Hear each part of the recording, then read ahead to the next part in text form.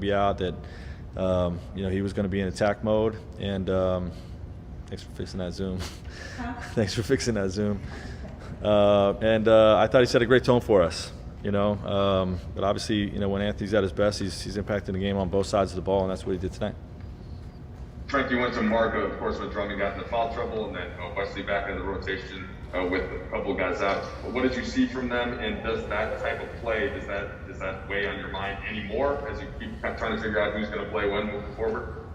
Yeah, well, we got a deep team, and everybody has to stay ready. I was happy for Wes, to come in and perform the way he did on both sides of the ball, knocking down shots, but really playing some tough defense. Which we missed the last few games. I don't think our defense has been where we want it to be the last few games. And Marc and Wes are two of our better defenders. So to have those guys back in there set a great tone for us. And it's just one of those things. Like, we're going to need everybody on this team. We have a deep team, and certain nights your number is going to be called, certain nights it's not. But a great testament to those guys staying ready. And just to follow up more specifically on Marc, for what you saw from him tonight on both ends. Yeah, well, we know, we like the duo of Drummond and Marc matching up on Joker. If we saw this matchup in the playoffs, we've seen Marc a little bit throughout the year in the first two matchups. Wanted to see a heavy dose of drum on him.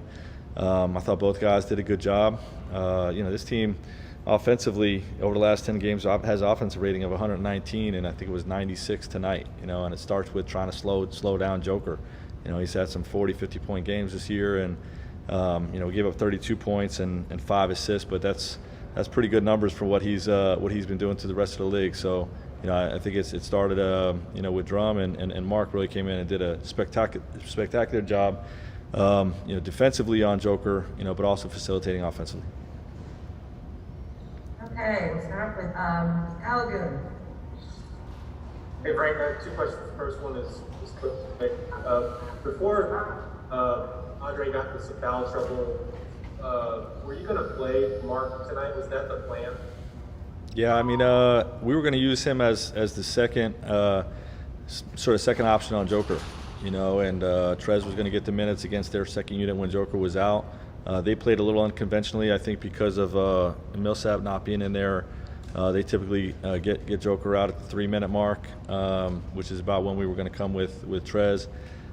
They extended Joker, played him a different rotation than they're used to. But the mindset was that we were going to use Drummond and Marc, mostly on the Joker matchup, and use Trez with the second unit. And we were able to use all three guys.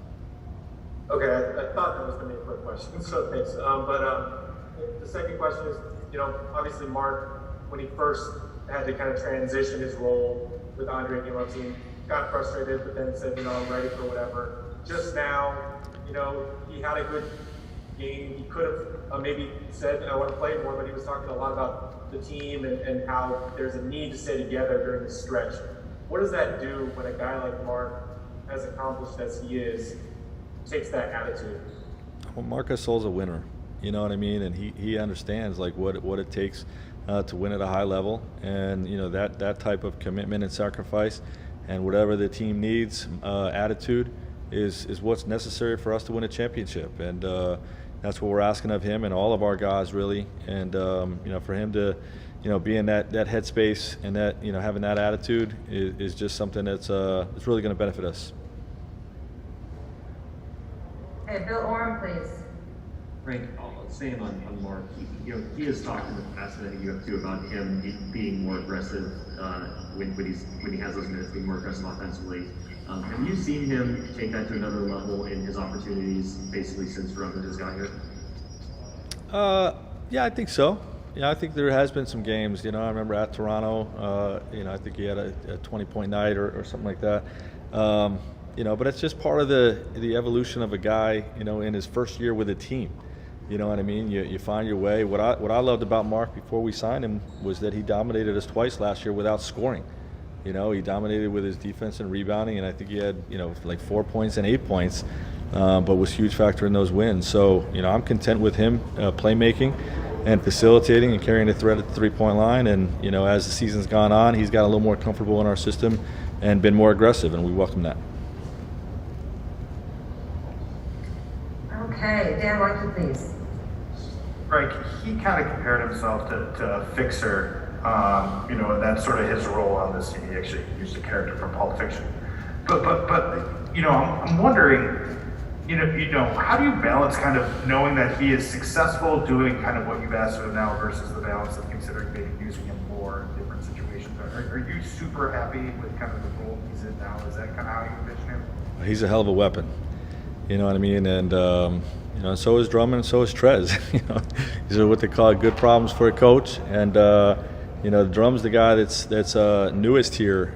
So I think it's important for him to get as many minutes as he can during this stretch to get comfortable with everything we're trying to do, to look at matchups, and for us to figure out best ways to utilize his skill set.